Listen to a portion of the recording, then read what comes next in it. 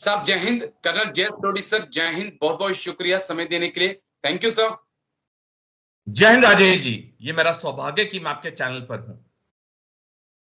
शुक्रिया सर, शुक्रिया आपने समय दिया। बड़ा अहम मुद्दा सर जम्मू कश्मीर से जुड़ा हुआ है।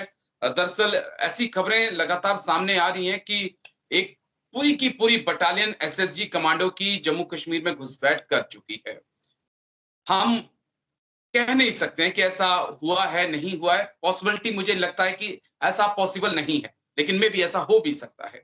हाँ, हम इनकार नहीं कर सकते हैं। लेकिन दूसरी तरफ चिंता मुझे इस बात की है कि एक तरफ वो एसएसजी कमांडो हैं जिन्होंने 2.5-3 साल जबरदस्त ट्रेनिंग ली है। पाकिस्तान के बेस्ट कमांडो हैं जिस प्रकार से हमारी पैरा एसएफ फोर्सेस हैं। और दूसरी तरफ 6 साल 6 महीने की ट्रेनिंग लेकर अग्निवीर होगा आने वाले वक्त में। और जैसा कि राष्ट्रीय राइफल का इतिहास है, वहां पर भी युवाओं को ही तरजीह दी जाती है। क्या आप देख रहे हैं, पहले तो उस घुसपैठ की खबर पर थोड़ा प्रकाश डालिए। क्या वाकई में 600 की संख्या 700 की संख्या में एसएसजी भारत आ चुके हैं सब? राजेश जी, पाकिस्तान में एसएसजी है जो स्पेशल सर्विस ग्रुप है, जो कि पाकिस्तानी सेना का पैरा कमांडोज का विंग है। इसका जो फोर्स कमांडर है वो है मेजर जनरल अदिल रहमानी, और उसके नीचे कई एसएसजी की बटालियंस हैं। और कुछ समय पहले अदिल रहमानी ने, मेजर जनरल अदिल रहमानी ने अपनी एक एसएसजी बटालियन, जिसे lieutenant general Shahid Janjua command कर रहा है, उसे उसने बोला जम्मू कश्मीर में घुसने के लिए। जो मीडिया में कई जगह रिपोर्ट्स हैं कि 600 सैनिकों की ये बटालियन जम्मू कश्मीर में प्रवेश कर चुकी है, लेकिन अगर हम माने कि ये रिपोर्ट पूरी तरह से सच नहीं है, सिर्फ 5% भी 600 में से अंदर आ जी चुके हैं, यानी कि सिर्फ 30 जवान भी एसएसजी के अंदर आ चुके हैं, तो 30 जवान भी एसएसजी के जम्मू कश्मीर में आना, ये बड़े सोच विचार की बात है, ये बड़े खतरे की घंटी है। क्योंकि जैसे आपने ओपनिंग रिमार्क्स में सही कहा कि जो एसएसजी हो या हमारे अपने पैरा कमांडोज हो, इनकी जो ट्रेनिंग और सिलेक्शन होती है वो बहुत ही अव्वल दर्जे की होती है। और उसके बाद जैसे मैंने कहा, अगर हम माने कि ये रिपोर्ट में सिर्फ 5% सच्चाई है और 30 जवान ही आए हैं, 600 नहीं आए, 30 ही आए हैं, तो ये 30 हाईली ट्रेन्ड जवानों का जम्मू कश्मीर में सक्रिय होना, ये खतरे की घंटी तो है ही है, प्लस ये हमारे लिए बहुत बड़े सोच की बात है कि जो हमारे आने वाले समय में जो सैनिक होंगे, जो 6 महीने की ट्रेनिंग के बाद जाएंगे, और जैसे आपने सही कहा कि या वो फ्रंटलाइन बटालियन में डिप्लॉय होंगे या वो आरआर में जाएंगे थोड़ी सर्विस के बाद, क्या उनमें मिसमैच नहीं होगा? आप सेना में लीजिए, जो ऑफिसर्स की एंट्री होती है, जी सेना में ऑफिसर्स की एंट्री 3 मेन तरीके से होती है। एक होती है जो नेशनल डिफेंस एकेडमी खड़कवासला से आते हैं, दूसरा जो इंडियन मिलिट्री एकेडमी देहरादून से आते हैं, डायरेक्ट एंट्री कहते हैं, पहले वाले को एक्सएनडी कहते हैं, तीसरा शॉर्ट सर्विस, जो कि 1 साल की ट्रेनिंग के बाद ऑफिसर्स ट्रेनिंग एकेडमी चेन्नई से आते हैं। जी आप दिल पे हाथ रख के किसी भी कमांडिंग ऑफिसर से पूछो कि क्या एक एक्सएनडी ऑफिसर, एक डायरेक्ट एंट्री या एक शॉर्ट सर्विस ऑफिसर में फर्क है? आपको हर कमांडिंग ऑफिसर बोलेगा बहुत फर्क है। फर्क इसलिए है क्योंकि जो एक्सएनडी ऑफिसर आ रहा है वो 4 साल की ट्रेनिंग के बाद आ रहा है। जी और जब जब मैं ये कह रहा हूं तो मैं बाकी एंट्रीज को मैं नीचे नहीं दिखा रहा हूं, ये हकीकत है जो हम जी सारे जानते हैं, पर मीडिया में बोलने से कई लोग हिचकिचाते हैं। हमारी अपनी रेजिमेंट्स में जवानों जेसीओस को पता होता है कि ये जो नए ऑफिसर साहब कमीशन होके आए हैं, ये एनडीए के हैं या ये डायरेक्ट एंट्री हैं या शॉर्ट सर्विस हैं। तो हमारे सैनिक लेवल पे भी वो डिफरेंशिएट कर पाते हैं कि जो ऑफिसर हमें कमांड करने आए हैं वो किस एंट्री के हैं। और यही चीज बिल्कुल टेम्पलेट अभी आप लेके चलिए, जो 6 महीने की ट्रेनिंग के बाद एक अग्निवीर जाएगा, और अगर उसकी बटालियन ऐसी जगह में काउंटर इंसर्जेंसी ऑपरेशन में डिप्लॉयड हुई तो वो ऑब्वियसली वो वहां पोस्ट होगा। बिल्कुल तो सर। क्या वो अपनी लिमिटेड ट्रेनिंग के साथ जो उसे एक्सपेक्टेड है वो कर पाएगा? मेरे अंदर तो बहुत बड़े प्रश्न है, क्योंकि मैंने भी सेना की 21 साल की सर्विस की है, मैं भी एक्सएनडी हूं, मैं भी 4 साल की मैंने ट्रेनिंग की है। और जब मैं जी अपनी पास्ट एक्सपीरियंस से को रिलेट करता हूं, तो मेरे को तो वो कॉन्फिडेंस नहीं मिलता है कि 6 महीने का ट्रेंड सैनिक क्या 2-2.5 साल के ट्रेंड सैनिक के साथ बराबरी कर सकता है शुरू में? तो हमें इस चीज पे सोच विचार करना होगा, क्योंकि आने वाले समय में जम्मू कश्मीर में हालात और खराब होंगे। उसका कारण जी यह है, मैं 2 मिनट चाहूंगा इसमें आपके दर्शकों को एक्सप्लेन करना क्यों मैं ये कह रहा हूं कि हालात खराब होंगे। वो इसलिए हैं, अगर हम देखें इस साल के शुरू से चीन साउथ चाइना सी में बहुत आक्रामक हो रखा है, और इसी साल की शुरुआत बिल्कुल से सर। पाकिस्तान समर्थन आतंकवादी जम्मू कश्मीर में बहुत ही सक्रिय हो रखे हैं।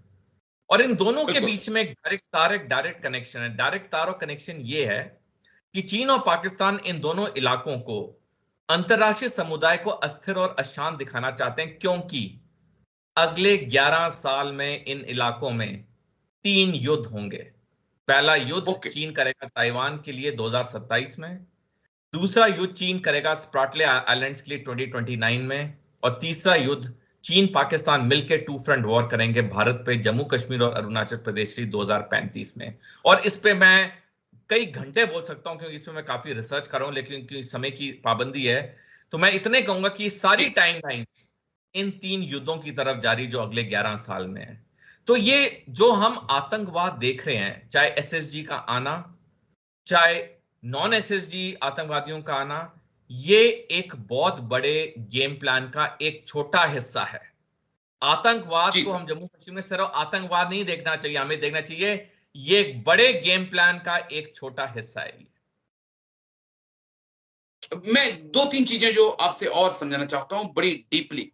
अगर 30 भी आ चुके हैं, या मैं कहता हूं कि 10, 15, 20 जितने भी, अगर एसएसजी कमांडो भारत की जमीन पर हैं, और क्योंकि हमारी भी पैरासफ लगी हुई हैं, आरआर बटालियंस हैं, पूरा एक ब्रिगेड भेजा गया है।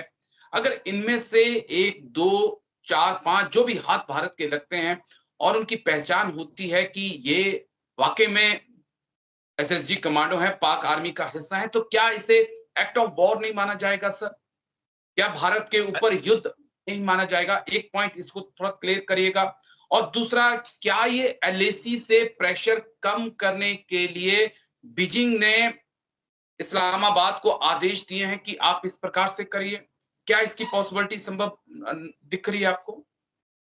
राजेश जी, मैं आपके प्रश्न का जवाब 2 हिस्सों में दूंगा। पहले हिस्से में, अगर कोई भी एक ये एसएसजी सैनिक पकड़ा जाता है तो ये एक्ट ऑफ वॉर है, क्योंकि अगर एक भी सैनिक दूसरे के देश में ऑपरेट कर रहा है तो उससे हाईएस्ट कमांड से अप्रूवल मिली है, तभी वो आके ये कार्रवाई कर रहा है। और ये जो अगर कोई पकड़ा जाता है तो जनरल हेडक्वार्टर्स पाकिस्तानी सेना के मुख्यालय रावलपिंडी के अप्रूवल के बगैर ये कार्रवाई नहीं हो सकती है।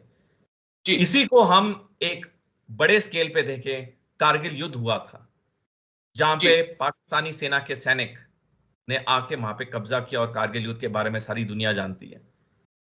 वो भी एक्ट ऑफ वॉर था। पाकिस्तान कई समय तक कहता रहा यह मेरे सैनिक नहीं, उसने कई बारी अपने मृत सैनिकों के शव भी वापस नहीं लिए, लेकिन वो एक्ट ऑफ वॉर तो था, और वो एक्ट ऑफ बिल्कुल वॉर वॉर में बदला। तो चाहे एक भी बिल्कुल। सैनिक पकड़ा जाए, ये एक्ट ऑफ वॉर है। दूसरा जो ओके। आपका प्रश्न है कि चीन क्या पाकिस्तान को कह रहा है वहां पे ये कार्रवाई करने के लिए, देखिए इसमें ये चीज समझनी होगी कि 2021 में 2 महत्वपूर्ण चीजें हुई जो कि अधिकतर भारतवासी या दुनियावासी नहीं जानते, और मैं आपके दर्शकों को आज बताना चाहूंगा। जी 2021 में पाकिस्तानी सेना के अफसर चीन के वेस्टर्न थिएटर कमांड जो चेंगडू में है जी वहां पर पोस्ट होने शुरू हुए। अब 2 विदेशी सेनाओं के बीच में ऑफिसर जेसीओ जवान ट्रेनिंग के लिए जाते हैं, एक्सरसाइजेस के लिए जाते हैं, कोर्सेज के लिए जाते हैं, बिल्कुल लेकिन सर। किसी दूसरे के सेना मुख्यालय में उनकी पोस्टिंग नहीं होती है। जी 2021 से लगातार पाकिस्तानी सेना के अफसर वहां पोस्ट हो रहे हैं वेस्टर्न थिएटर कमांड चेंगडू में। और वेस्टर्न थिएटर कमांड की क्या अहमियत है? ये वही चीन का थिएटर कमांड है जो कि भारत के ईस्टर्न बॉर्डर पे है, जो ओके। कि पूरे एलएसी को वेस्टर्न थिएटर कमांड देखता है। और 2021 में एक और चीज हुई, वेस्टर्न थिएटर कमांड चेंगडू से लेके जनरल हेडक्वार्टर्स रावलपिंडी में एक डायरेक्ट ऑप्टिकल फाइबर केबल बिछाई गई, जी ताकि दोनों सेना मुख्यालयों के बीच में अनइंटरप्टेड कम्युनिकेशन हो। Okay sir. अब ये 2 चीजों को आप जोड़िए जो 2021 में हुई, इससे साफ जाहिर है कि जो चीन और पाकिस्तान की दोस्ती है वो बहुत ही एक अलग दर्जे की हो चुकी है। और अब जो वो ऑपरेशंस प्लान कर रहे हैं भारत के खिलाफ, जी चाहे आतंकवादी ऑपरेशंस हो, चाहे आने वाले समय में टू फ्रंट वॉर होगी, ये सारे इकट्ठे प्लान कर रहे हैं।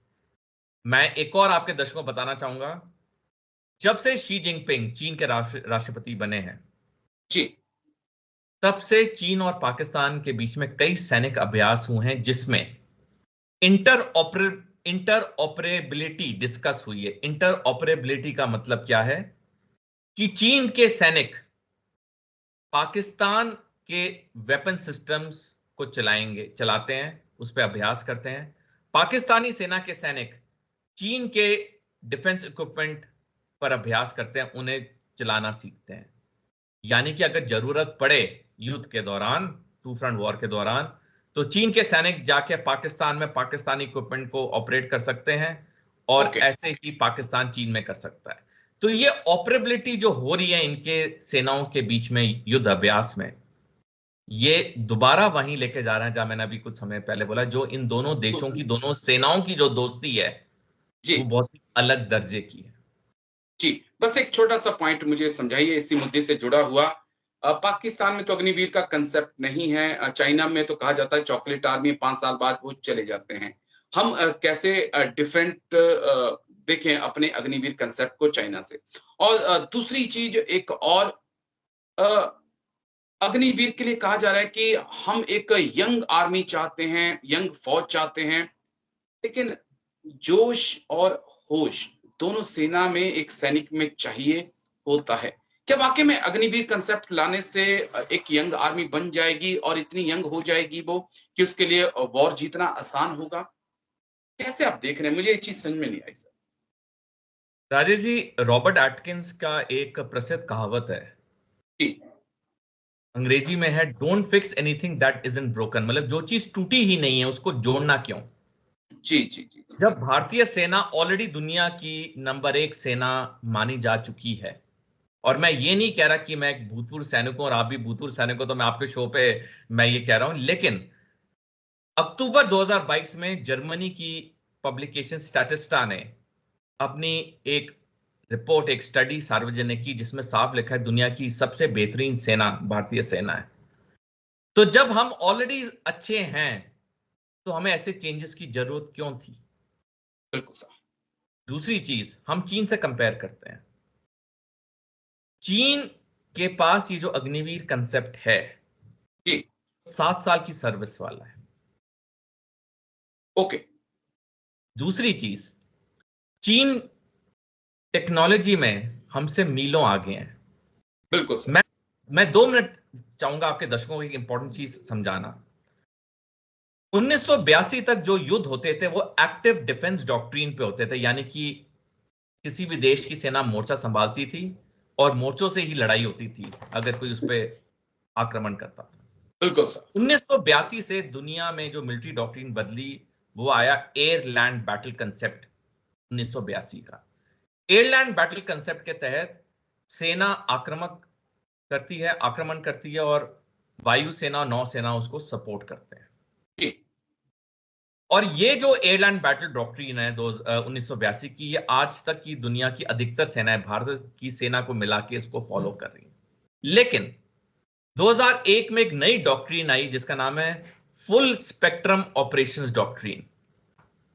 जी और इस डॉक्ट्रिन के तहत जो आने वाले युद्ध होंगे वो सारी 6 डोमेन में होंगे: जमीन, समुंदर, आसमान, साइबर, इलेक्ट्रोमैग्नेटिक स्पेक्ट्रम और स्पेस। और आपको हैरानी होगी जान के, ये डॉक्ट्रिन 2001 में अमेरिकी सेना ने सार्वजनिक की थी। जी 2014 में चीन की सेना ने अपनी मिलिट्री डॉक्ट्रिन में ऐलान किया कि वो दुनिया में किसी भी देश के साथ किसी भी कोने में सारी 6 डोमेन में लड़ने के लिए तैयार हैं, जिन 6 डोमेन का मैंने अभी जिक्र किया। और हम 2024 में हैं। चीन के अलावा अब तक किसी दूसरी सेना ने यह ऐलान नहीं किया कि वो फुल स्पेक्ट्रम डॉक्ट्रिन में लड़ने के लिए तैयार है। अमेरिकी सेना तक ने यह जी दावा नहीं किया है। तो जो चीन की सेना है वो टेक्नोलॉजी में आगे है। जो आने वाले युद्ध होंगे वो पहले वाले युद्धों से बिल्कुल अलग होंगे। पहले वाले युद्ध में जमीन की सेनाएं हमला करती थी और वायुसेना नौसेना सपोर्ट करती थी। अब जो जी चीन युद्ध करेगा उसमें पहले साइबर अटैक होगा, इलेक्ट्रोमैग्नेटिक स्पेक्ट्रम अटैक होगा, स्पेस वॉरफेयर होगी। और जब जिस देश पे हमला हो रहा है, जब उसका पूरा कम्युनिकेशन ग्रिड, उसका इंफ्रास्ट्रक्चर ग्रिड, उसका साइबर ग्रिड पूरा कोलैप्स हो जाएगा, तब चीन की थल सेना, वायुसेना, नौसेना आएंगे। तब तक उनका एक मेजर प्रतिशत काम आसान हो चुका हो।